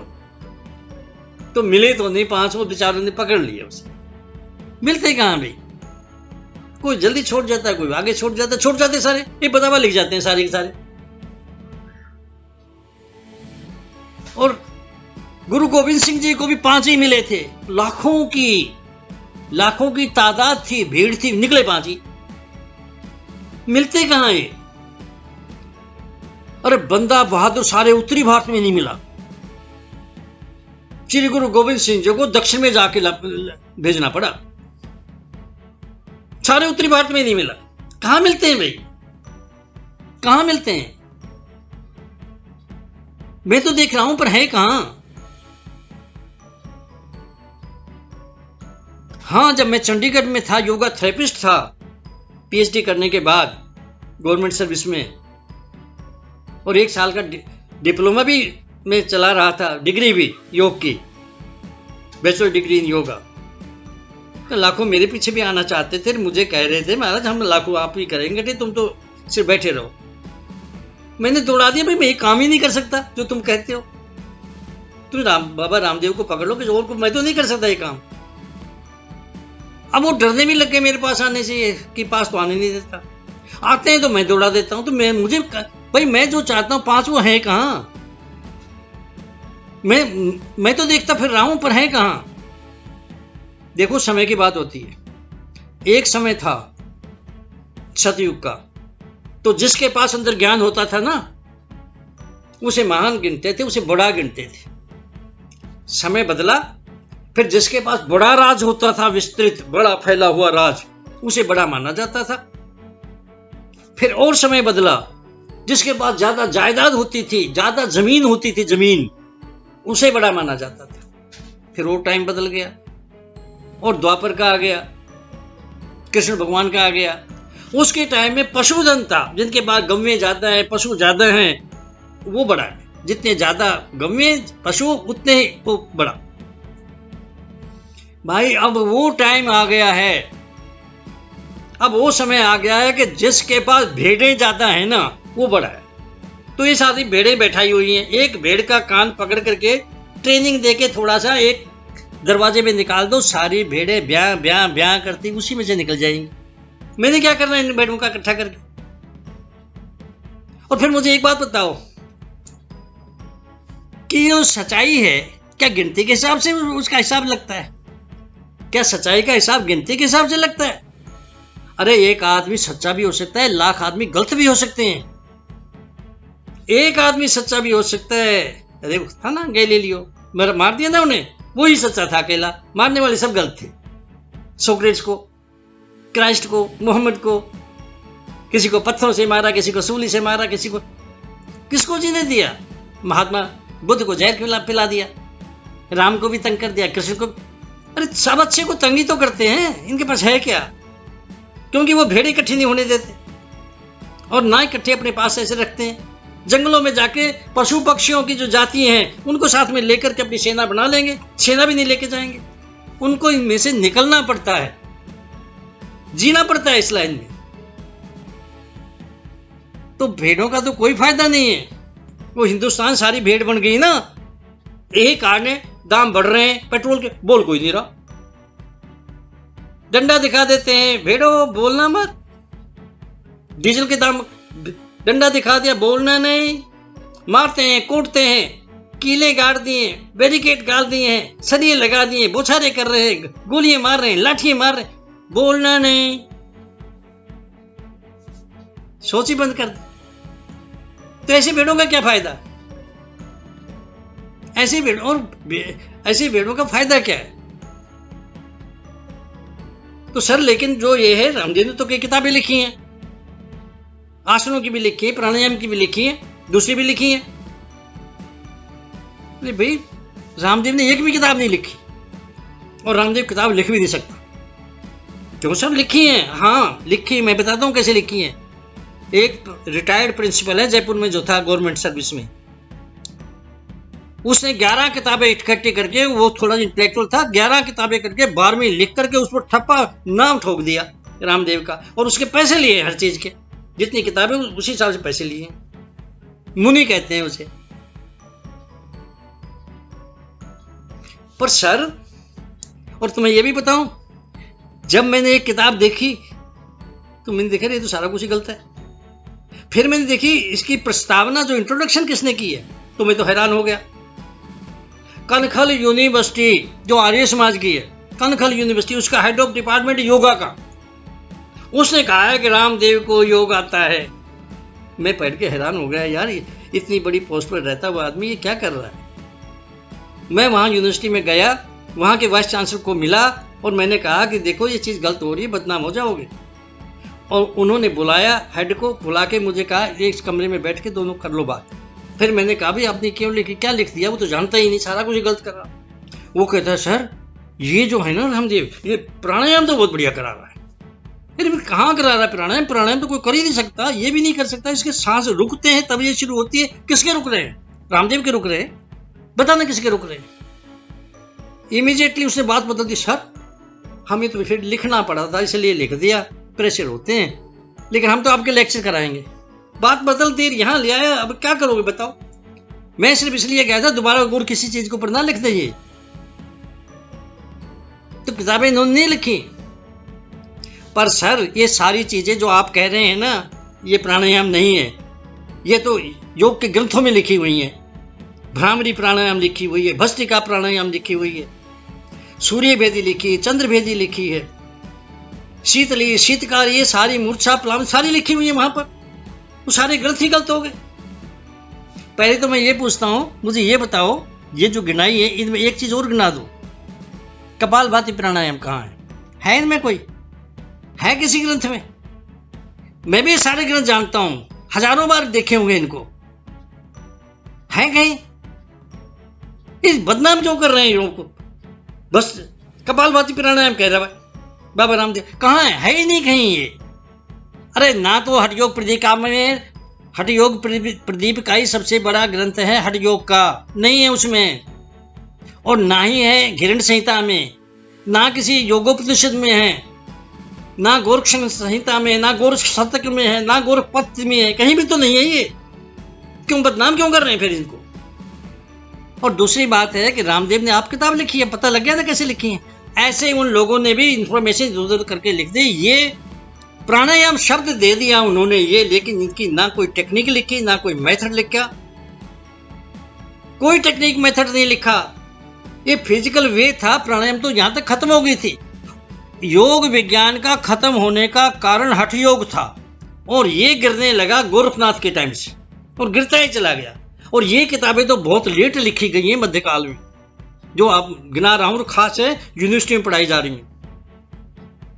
योगा की यूनिवर्सिटी, योग के जो है डिपार्टमेंट में पढ़ा रहे हैं, वो पता ही नहीं, खोज ही नहीं करता कोई, नौकरी लेता है फिर आगे काम ही नहीं करता, पैसे देके नौकरी पे बैठ जाता है, मेहनत ही कोई नहीं कर रहा, विश्वगुरु कहां से हो जाएगा। तो ये जो है ना ग्रंथ, इनके कारण है ये खत्म हुआ। अब देखो सबसे बड़ी चीज, यम नियम के बारे में मैंने बताया ना, यही नींव है, यही आखिरी मंजिल है, यही मेरी स्टैंडर्ड है। इनके चलने से यौगिक एटीट्यूड बनता है, इनके चलने से यौगिक वे मिलता है, इनके चलने से यौगिक मेथड पकड़ा जाता है, इनके चलने से योग, अरे ये है ही नहीं हठ योग में, निकाल दिया इनको। जब तुम जड़ी निकाल दोगे, नींव ही निकाल, तो बताओ ना कहां से ये मंजिलें कहां से बनेंगी। तो जब ये जानते हैं इस चीज को, तो नाम तो लिख दिया इन्होंने, अब पूछने जाओगे उनसे। इस वक्त सिचुएशन पता है क्या बनी हुई है? सिचुएशन ये है कि स्टेज तो है उन शैतान आदमियों के हाथों में आ गई है, जो गेरुए कपड़े पहन लिए हैं, योगी बन गए हैं, चालाक हैं, कनिंग हैं, शैतान हैं। और जो पब्लिक बैठी है वो अंधी है, जानती है कुछ नहीं, जो मर्जी बोल वो योग के बारे में, उन्हें क्या पता क्या है। और जो स्टेज पर बैठे वो भी नहीं जानते। बड़ी हैरानी की बात तो ये, वो भी नहीं जानते जो स्टेज पर बैठे हैं। और बड़ी हैरानी की बात है जो सामने बैठे हैं वो भी नहीं जानते, पर फॉलोअर्स बने हुए हैं, वो भी नहीं जानते, ये भी नहीं जानते। पर एक फर्क है, ये जो चालाक ज्यादा है ना, जो स्टेज पर आ गए, इनको ये पता है, अरे हम चाहे ना जाने पर इनको तो बिल्कुल कुछ नहीं पता, जो मर्जी बोलते रहे योग के नाम पर, बस इसीलिए सारा कुछ चल रहा है। आंखें नहीं खोली, सोच भी बंद होगी, सब कुछ बंद हो गया। परमात्मा ने अलग अलग दिया था, दिमाग अपने से सोचो, बुद्धि अपनी होती है सोचो, आंखों से अपने से देखो, कानों से अपने से सुनो, ये सब कुछ बंद कर दिया। हम यूज ही नहीं करते जो परमात्मा ने हमें दी चीजें। तो ये सारा कारण है। तो जब ठीक तरीके से यम नियमों को, यूनिवर्सल मोड कंडक्ट्स को चलाते हुए डे टू डे लाइफ में प्रैक्टिकल रूप में अच्छी तरह, जब योग करते हुए अच्छी तरह यौगिक मेथड, यौगिक टेक्निक से जब करते हुए हम आगे जाते हैं, सांस रुक जाता है कभी कभी अपने आप, तो बस आसन तो फील्ड खत्म हुई। अब उस पर हमने आगे प्राणायाम को पकड़ लिया, पर यम नियमों को पकड़ते हुए, पहले ही वहां से चले थे, फिर आसनों को पकड़ा था, आसन छोड़ दिए, प्राणायाम को पकड़ लिया, यम नियम पकड़े हुए। और उसमें जो प्राणायाम की अब फील्ड कितनी है, 3 मिनट तक सांस अपने आप रुका रहे, रोका ना जाए कि सांस ले, नाक बंद करें, रोके जोर दे, नहीं, अरे कुछ भी नहीं करना, सांस ही नहीं आएंगे, बस ऐसे बैठे रहो। 3 मिनट जब हो गए तो ठीक है, इसकी फील्ड खत्म। फिर ये आगे नहीं जा सकती प्राणायाम, फिर इससे आगे नहीं जा सकती। फिर आगे क्या करना होता है भाई? अरे आगे अपने अंदर जाना होता है, क्योंकि 7 जो स्पेयर है कॉन्शियसनेस के, चेतना के जो स्तर हैं 7 अंदर उच्च के, वो तो अंदर है ना, इंटेलेक्ट में थोड़ी है, अंदर जाके हैं। अब वहां जाना है तो उसकी योग्यता मिल जाती है। यहां पहुंच गए जब 3 मिनट तक सांस अपने आप रुके, अपने आप रुके नहीं भाई, रुके ना जाए। नींद आती है, दवाइयां लेके ना लाई जाए, नेचुरल। तो जब ये हुआ 3 मिनट तक, तो तुम्हें एक योग्यता मिल जाएगी। जैसे आपको 11वीं का सर्टिफिकेट मिल गया, पास हो, तो योग्यता मिल गई, 12वीं में दाखिल हो सकते हो, बस अंदर जा सकते हो। योग्यता थोड़ी सी आ गई बस, हालांकि बहुत कुछ अभी करना है, लेकिन थोड़ी सी आ गई। लेकिन दिक्कत एक और है, अरे योग्यता तो मिल गई, हमने दिखाया हम 11वीं पास है, 12वीं में दाखिल करो, कर नहीं रहे। क्यों नहीं कर रहे? बस दाखिले के पैसे नहीं, और वो कहते हैं हम तो तभी करेंगे जब पैसे होंगे। तो रुक गए कि नहीं? बस यहां भी यही है, इतनी एनर्जी हमने बचाई है। यूनिवर्सल मोड कंडक्ट्स को पर चलते हुए बहुत एनर्जी बच जाती है, आसनों पर चलते हुए बहुत एनर्जी बची है, प्राणायाम पर चलते बहुत ही एनर्जी बच गई। पर यह भी थोड़ी है, हमने अपने अंदर जो प्रवेश करना है, इतनी एनर्जी से नहीं जा सकते, और चाहिए, और चाहिए। क्यों भाई, क्यों चाहिए? देखो, हम धरती से चंद्रमा की ओर जा रहे हैं, तो धरती से चंद्रमा के स्फीयर में बीच में एक फील्ड आती है, दोनों की मैग्नेटिक फील्ड, दोनों की मैग्नेटिक पावर की फील्ड, वो उधर खींच रहा है, ये इधर खींच रहा है। तो जिस पावर से हम वहां तक पहुंचे हैं ना, उतनी पावर से हम उसे क्रॉस नहीं कर सकते। उसको क्रॉस करने के लिए हमें उससे ज्यादा पावर चाहिए, हम एक और इंजन को स्टार्ट करेंगे तब जाएंगे, वैसे नहीं जा सकते। बस यही यहाँ है। प्राणायाम तक एनर्जी तो बहुत इकट्ठी हो गई, पर अंदर नहीं जा सकते क्योंकि एनर्जी थोड़ी है। तो फिर क्या करें भाई? फिर यही करना है कि एनर्जी कहां वेस्ट हो रही है उसको रोको। अब सिस्टम भी ठीक हो गए, सोच भी ठीक हुई, सारा कुछ ठीक हो गया, नाड़ियां भी साफ हो रही हैं, अब कौन सी जगह रहेगी? हाँ रहेगी, हमारी जो सेंसेस है ना, ये बाहर जाकर के वेस्ट कर रही हैं। बाहर जाकर के आंखें जो है बाहर जाती हैं, देखती है, ये देखो, वो देखो, वो देखो, वो देखो, लगी रहती है। और ये जो कान है ना, ये सुनते रहते हैं, ये सुनो, ये सुनो, ये गाना, वो गाना, वो गाना, वो गाना, ये सुनो, वो सुनो। हम मुंह से बोलते रहते ये करो वो टेस्ट खाते रहते, ये खाओ वो खाओ वो खाओ, उसका टेस्ट उसका टेस्ट उसका टेस्ट, सूंघो, हाँ ये इतर कितना अच्छा है, ये फूल कितना अच्छा है, इसकी सुगंधी कितनी है, ये ले लो ये भी ले लो ये भी ले लो ये भी ले लो। टच, ये देखो मखमल की तरह बहुत अच्छी चीज लगती है, घास की तरह बहुत अच्छी लगती है। तो सारी हमारी सेंसेस जो है ना 5, ये बाहर के ऑब्जेक्ट्स की ओर जाके एनर्जी वेस्ट कर रही। यहाँ की एनर्जी अगर बचा ली जाए ना तो पावर बहुत हो जाए। तो इसे कहते हैं प्रत्याहार। प्रत्याहार वापस ले आना, ये बाहर ना जाएं। और हमने क्या करना है, अंदर भी जाना है हमने अपने। अरे फिर अंदर तो स्टेट नई स्टेट शुरू होती है, एक राज, एक नया देश, नई गवर्नमेंट शुरू होती है अंदर, बाहर की ओर है अंदर की ओर है। तो अंदर की जो गवर्नमेंट है वो तो आत्मा की है, वो तो जमीर की है। तुम्हें पासपोर्ट चाहिए तो एक तो पासपोर्ट लेना होगा, और पासपोर्ट कौन सा भाई? अरे भाई जो क्वालिटी अंदर है जमीर में, आत्मा में, वही क्वालिटी तुम्हारे में आएगी तो तुम जा सकते हो, नहीं जा सकते, वही पासपोर्ट है। वो कौन सी है? आत्मा जो है ना जमीर, इनडिफरेंट विटनेस, इनडिफरेंट जज है। तो इनडिफरेंटनेस तुम में आनी चाहिए, इनडिफरेंट, ना इधर ना उधर, बिल्कुल जो होना चाहिए वो। वहीं खड़े रहो, स्टैंड स्टिल, ना इधर ना उधर, आंखें बाहर नहीं जाएंगी, कान बाहर की नहीं सुनेगा, स्टैंड स्टिल। तो ये वेस्ट होने वाली बचा लो। तो ये जो क्वालिटी तुमने ले ली, इसमें एक चीज और ऐड कर लो, इसमें योगिक कंसंट्रेशन ऐड कर लो, योगिक विल पावर यूज कर लो, 2 चीज। अब उसके बाद क्या होगा, ये सेंसेस जो है ना ये बाहर जानी बंद कर देंगे, धीरे धीरे धीरे धीरे धीरे वापस आनी शुरू कर देंगे, बंद कर देंगे, और आपकी पावर बढ़ती रहेगी अंदर। ये आपकी आंखें खुली पर देख नहीं रही, कान खुला है पर देख नहीं रहा, ये सब कुछ है आपके पास पर ये जा नहीं रहे बाहर अपने विषय की ओर, अपने ऑब्जेक्ट्स की ओर। तो जब ऐसी अवस्था आती है तो पावर अंदर बहुत आ जाती है, बहुत पावर। अब उस पावर से क्या करते हैं, जब वो पावर होती है कंसंट्रेटेड। तो अब तक हुआ क्या था, अब तक ये था हमने कॉन्शियस लेवल में जी रहे हैं, सबकॉन्शियस में तो अंदर जाएंगे अभी। तो कॉन्शियस लेवल, चेतना का, जागृत अवस्था का लेवल है, उसकी हमने सफाई कर दी। अब तक यहां से सफाई की थी, सबसे पहले हमें पकड़ा था अंतःकरण, चाहे वो अंदर काम कर रहा है यहां, लेकिन उसे तो बाहर अंदर उसे पकड़ना पड़ेगा। उसे पकड़ करके ना हमने सोच सारी अपनी ठीक कर दी बाहर की, और आसनों में, ऋषि प्राणायाम में, इनमें से गुजरते हुए हम यहां पहुंच गए प्रत्याहार, और उसको भी कर लिया। तो इतनी एनर्जी हो गई, प्योरिफिकेशन जब ये बाहर की सारी हो गई कॉन्शियस लेवल की, तो उतनी हमारी इंटेलेक्ट की होगी।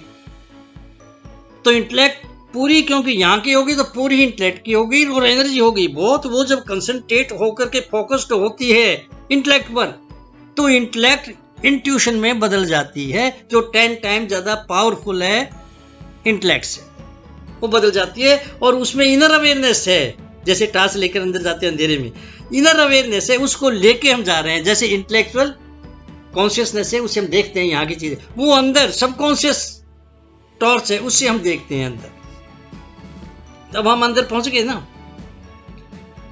अब जो हम अंदर पहुंच गए, अब क्या करना है? अरे भाई अब अंदर जो है ना सबकॉन्शियस की सफाई करनी है। तो जो इंट्यूशन बनी है, जब वो जहां जाती है पहले उसे बैकग्राउंड ऑफ ध्यान कहते हैं, ध्यान भी नहीं कहते, बैकग्राउंड ऑफ ध्यान।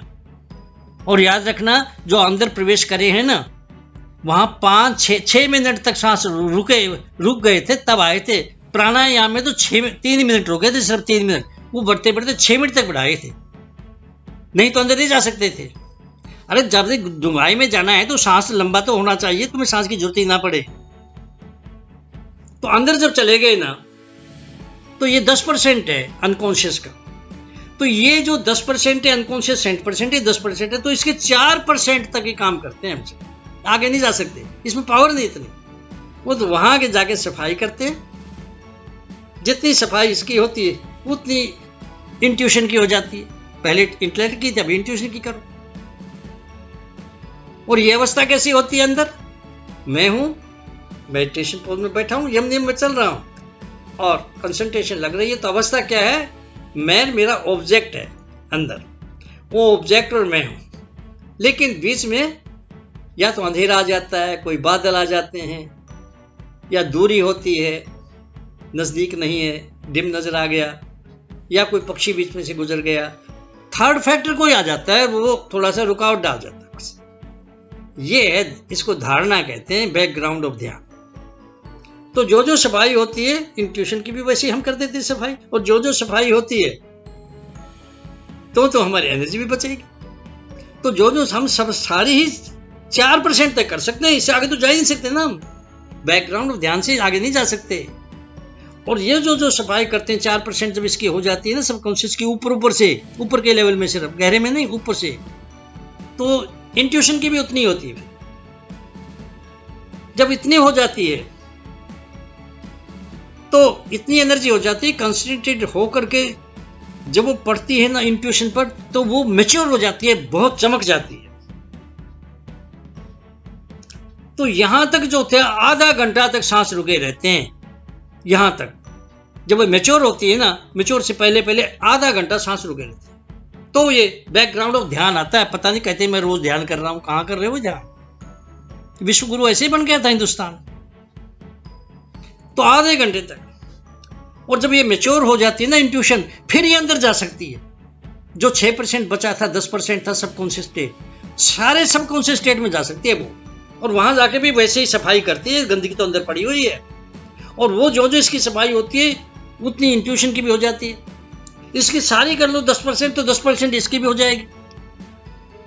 और जो ध्यान है, इसकी अवस्था क्या होती है? मैं हूं, मैं बैठा हूं, मैं हूं, ऑब्जेक्ट है मेरा मेरे अंदर, पर रास्ते में अब कोई रुकावट नहीं। पहले रुकावट थी, कोई ना कोई आ जाती थी, थर्ड फैक्टर। यहां कोई थर्ड फैक्टर है नहीं। तो यहां क्या होता है, इतनी एनर्जी हो जाती है कि जब वो कंसंट्रेट होकर फोकस्ड होती है इंट्यूशन मैच्योर के ऊपर, तो वो ट्रुथ बियरिंग कॉन्शियसनेस में बदल जाती है। ट्रुथ बियरिंग कॉन्शियसनेस कहते हैं रितंबरा प्रज्ञा, सच्चाई को पकड़ने वाली। और सच्चाई के भी कई तय होती है उनकी भी। तो सच्चाई पकड़ने वाली आ जाती है। अब हमने 2 सिर्फ पार किए हैं कॉन्शियसनेस के स्पेयर्स ऑफ कॉन्शियसनेस, सिर्फ 2 पार किए हमने अभी तक। सबकॉन्शियस में सिर्फ 2 किए, इंटेलेक्ट से आगे 2 और पार कर लिए हमने। इंटेलेक्ट को तो गिनो ही ना। अब वो जो ट्रुथ बियरिंग कॉन्शियस बन गई, वो आगे 4 करेगी, 4 स्पेस और पार करेगी। 7वां तो बाद में आएगा, जहां कहते हो परमात्मा है, जहां हमारी कंप्लीटनेस है। तो यहां पर इन ट्रुथ बियरिंग कॉन्शियसनेस में वैसे ही जाके हम वैसे सफाई करते हैं, जितनी करते हैं वो ट्रुथ बियरिंग कॉन्शियसनेस की हो जाएगी। और इसने करते हुए पहले लेवल में क्या आता है, पहले स्पेयर जो है ट्रुथ बियरिंग कॉन्शियसनेस का, यानी तीसरा, ट्रुथ बियरिंग कॉन्शियसनेस का पहला पर इसका तीसरा, 2 पहले हो गए। उसमें चीज ही सामने होती है, 2 फैक्टर नहीं होते। मैं भी नहीं होता, ध्यान तक तो मैं था और वो चीज थी ऑब्जेक्ट, यहां मैं भी नहीं होता, वो एनर्जी भी उसी में चली जाती है, सामने वही होती है। पर उसमें रुकावटें आती हैं। वो स्थूल चीजों के बारे में होता है, स्थूल ग्रॉस चीजें, स्टल नहीं, सूक्ष्म नहीं, स्थूल, और उसमें रुकावटें आती। पर सृष्टि की सारी चीजें ना इसमें झलकती रहती, झलकती है, क्योंकि ये माइन्यूट ब्रह्मांड है, बाहर का सारा ब्रह्मांड इसमें झलक रहा है। अरे बाहर हम जा ही नहीं सकते, कहां जाएंगे? अरे इलेक्ट्रिक स्पीड से जाएं तो भी उन पर नहीं पहुंच सकते हम, तो 100 साल में भी नहीं पहुंच सकते, 100 साल में भी नहीं पहुंच सकते। अभी तक भी ऐसे तारे हैं, जब से ये सृष्टि चली है उसमें से रोशनी चल रही, पहुंची नहीं है। तो इसके अंदर जो झलक रहा है, यहीं से पकड़ लो ना, वो पकड़ी जाएंगी सारी चीजें। तो ये जो नेक्स्ट स्टेज फिर इसकी आती है कि जो चीजें हैं वो एक चीज तो सामने आ जाती है, जो चीज हम चाहते जानना, तो सारी लाइट वो सामने आके उनके यूनिवर्सल प्रिंसिपल नाचने लगते हैं स्थूल चीजों के, और रुकावटें नहीं आती। पहले रुकावटें कुछ आ रही थी, अब वो भी खत्म हो गई। तो 4 स्पेयर हमने पास कर ली। अब सूक्ष्म चीजें आ गई। सूक्ष्म चीजें कौन सी है भाई? मॉलिक्यूल्स हैं, एटम्स हैं, इलेक्ट्रॉन्स हैं, एनर्जी है, मन है, बुद्धि है, अहंकार है, चित्त है। ये सूक्ष्म चीजें आके अपने प्रिंसिपल्स खोलने लगती हैं। मैं भी नहीं हूं वहां, बस वो चीजें हैं। और उसमें फिर रुकावट आती है पहले, तो एक स्पेयर में रुकावट आती है, मेच्योर होता है, वो हट जाती है और फिर नेक्स्ट में चले जाते हैं 6वें में। 6वें में कोई चीज सृष्टि की नहीं बचती जो हमारे सामने आके अपने यूनिवर्सल प्रिंसिपल ना खोल दे, प्रकट हो जाती। हम यूनिवर्सल बन रहे हैं ना, हम जो जो यूनिवर्सल होंगे तो सारी यूनिवर्स में फैल जाएंगे। वो विश्वविद्यालय भी यूनिवर्सल बनाने के लिए थे ना, नकली करके वो दे रहे हैं। तो पीएचडी कर लो, 3,000 रुपये मिल जाएगी पीएचडी, तुम्हारे घर पहुंच जाएगी 30,000 दे दो। ये चल रहा है अब तो सब सारी चीजें खत्म हो चुकी हैं। तो लास्ट में क्या होता है, 6वें के अंदर आके जब हम पहुंचते हैं समाधि, ट्रूथ बियरिंग कॉन्शियसनेस, समाधि आगे करीब करीब लास्ट स्टेज आने लिए 10% रह गया काम। तो ये जो है इतनी एनर्जी हो जाती है, वो सारी एनर्जी जब इकट्ठी होकर के ना ट्रूथ बियरिंग कॉन्शियसनेस पढ़ करके जब पड़ती है अहंकार के ऊपर, तो मुझे पता लगता रहे मैं जो से समझता हूँ मैं हूं, वो मैं हूं ही नहीं। मैं तो झूठ चीज को पकड़ा था, मैं कह रहा था मैं ये हूं, मैं वो हूं ही नहीं। वैसे ही जैसे सूरज है, चमक रहा है, घड़ा है, उसमें पानी है, परछाई पड़ रही, मैंने परछाई को समझ लिया, असली में कहा मैं तो ये हूं, तो मैं तो ये नहीं था, मैं तो वो था। बस जब इसकी पोल खुलती है ना अहंकार की, जैसे पोल खुलेगी मोदी की या रविशंकर की, बाबा रामदेव, तो ये पानी भाप बन के कितने ऊपर उड़ जाते हैं, जैसे भाप बन के पानी खत्म हो गया, उड़ गया वहां से।